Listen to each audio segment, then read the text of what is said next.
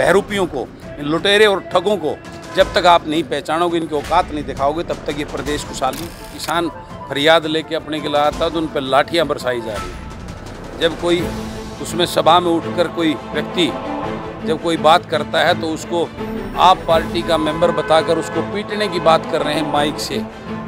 मुख्यमंत्री जी, ये जनसंवाद। एक माँ जिसका 25 साल का बेटा नशे की आदत पड़ने से उसकी मृत्यु होगी, वो एक विधवा माँ, वो फरियाद लेके जाती है नशा तस्करों को पकड़ने के लिए, तो प्रदेश का मुखिया माइक से कहता है कि बैठ जा माई, मुझे पता है किसने सिखा के तेरे को भेजा। जी, अपने अमृतकाल चल रही है जी, सरकार कह रही है, लेकिन जो महिला पहलवान है दिल्ली जंतर मंतर बैठे हैं 23 से 24 दिन हो गए जी, क्या कहना चाहूँगा? ये दुर्भाग्य है मेरे देश का, जिन बेटियों ने सोना गोल्ड लाकर हमारे देश का, प्रदेश का, इस तिरंगे की शान को ऊंचा किया, आज वही हमारी बेटियां उनके साथ हुए शोषण के अपना न्याय मांगने के लिए वहाँ बैठी हैं, और आज उनकी कोई शुद्ध बुद्ध लेने वाला नहीं है। ये सरकार और इसके मुखिया जब वो गोल्ड लेके आई तब उनकी शान में कितने कसीदे पड़ रहे थे, उनको दावतें दी जा रही थी, मीडिया के सामने बड़ी बड़ी बातें की जा रही थी,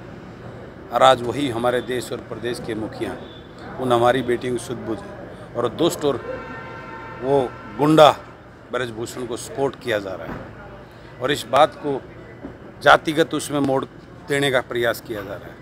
सर, ब्रिजभूषण कह रहे हैं और कोई सुरत ने भी कहा है कि ये जो विपक्षी पार्टी है उनके बैठाए हुए पहलवान हैं, उन पर बार बार आरोप यही लगाया जा रहा है कि ये बड़े बड़े जो उद्यमी हैं उन्होंने बैठा रखा पैसे देते हैं। वही तो मैं बोल रहा हूँ ना, कितना बड़ा षड्यंत्र।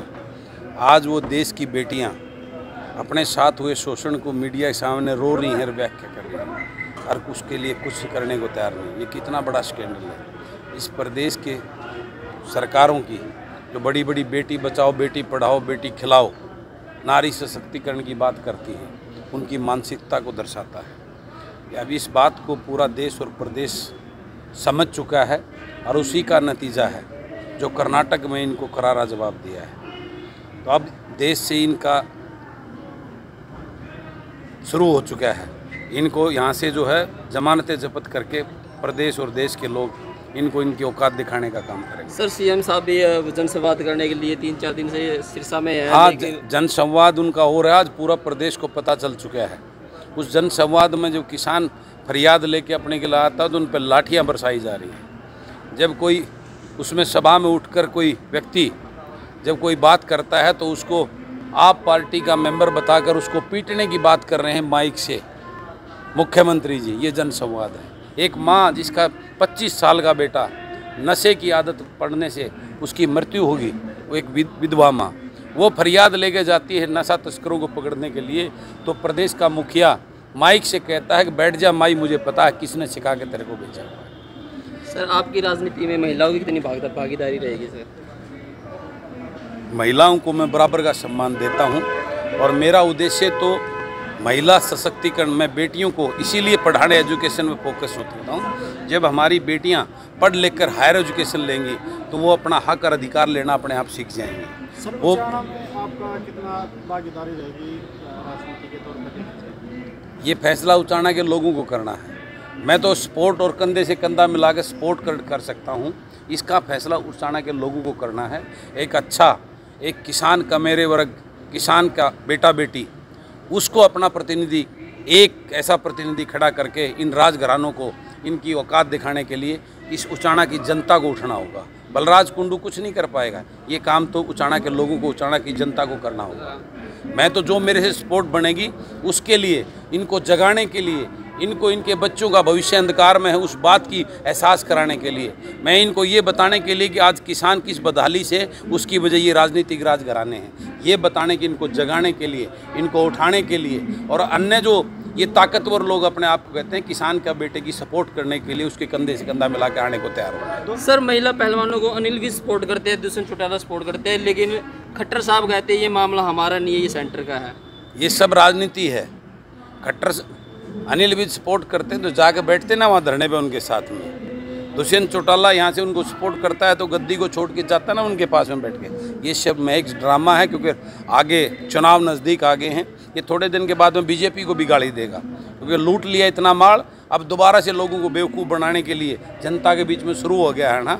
ये इनका बहुत बड़ा खेल है, इसी खेल को समझने की ज़रूरत है। और मेरी यही अपील आज मीडिया के साथियों के सामने, मैंने यहाँ बुद्धिजीवी, यहाँ करीम बैठी है उचाना की, उस सब को भी यही निवेदन किया है कि इन बहरूपियों को, इन लुटेरे और ठगों को जब तक आप नहीं पहचानोगे, इनकी औकात नहीं दिखाओगे, तब तक ये प्रदेश खुशहाल नहीं हो सकता। खट्टर साहब का भी एक बयान आया सर, मीडिया पे चल रहा है कि सरकार तो मारी है नुआ, खट्टर तो बस हमारा सहयोग में है। ये सब प्लानिंग का खेल है, ये अंदर से मिले हुए एक ही थाली के चट्टे बट्टे हैं। अब उसी किसी बहाने इसको अलग करके और हमारी वोटों को डिवाइड करने के लिए, अब वोट डिवाइड नहीं करेंगे हम, एक उस पर करके अपने ऐसे प्रतिनिधियों को वोट डालेगा। अब की बार किसान मजदूर और कमेरा वर्ग जो उनका अपना हो, जो उनके लिए लड़ाई लगे। और ये भाजपा, कांग्रेस, जजपा, अन्य दल, इनकी सब की लूट की दुकानें प्रदेश के लोग देख चुके हैं। अब प्रदेश नए विकल्प की सोच रहा है। अब की बार मैं इसी मुहिम पर निकला हूँ, लोगों को जगाने के लिए, जो किसान मजदूर कमेरे वर्ग का जन सेवा की सोच रखने वाले युवा चेहरे बुद्धिजीवियों को इस राजनीति के प्लेटफार्म पर लाकर एक नया विकल्प इस प्रदेश के अंदर देने का काम करेंगे।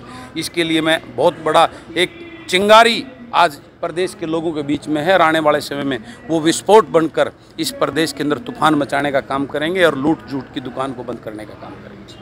2024 में बलराज कुंडू अलग पार्टी लेके आएंगे या फिर निर्दलीय के साथ लड़ेंगे? बलराज कुंडू जन सेवा की सोच के किसान, कमेरा वर्ग और मजदूर के ऐसे पढ़े लिखे बेटों को लाने का और उनकी भागीदारी इस राजनीति में करवाने का काम करेगा, और इस लूट और झूठ की दुकान, राजघरानों की, युवराजों की दुकान को बंद करने का काम करेंगे। क्योंकि आपकी जो यात्रा शुरू हुई थी उस टाइम ये निकल के आ रहा था कि बलराज कुंडू अपनी पार्टी बनाने के लिए पद यात्रा करेंगे। बहुत जल्द इस जिंदगी बहादुर धरती से इन भोले भाले लोगों को ये बहला फुसला कर जो वोट लूटते हैं, इनको जागरूक करके इस जींद की धरती से बड़ा आगाज करेंगे। आप सब मीडिया के साथियों के सामने होगा।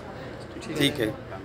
तो महम के विधायक हमारे साथ जुड़े थे, बलराज कुंडू जी, जो धरना प्रदर्शन चल रहा है उचाना के तहसील में, और उन्होंने एक बहुत बड़ा जो आगाज़ करने की जो बात कही है, जींद की धरती से जो पार्टी है इनकी, अभी ये निर्दलीय है लेकिन बहुत बड़ी पार्टी जो उभर कर 2024 में इलेक्शन लड़ने के लिए इन्होंने आगाज़ किया, और जींद की धरती पर से ही यह आगाज़ किया जाएगा।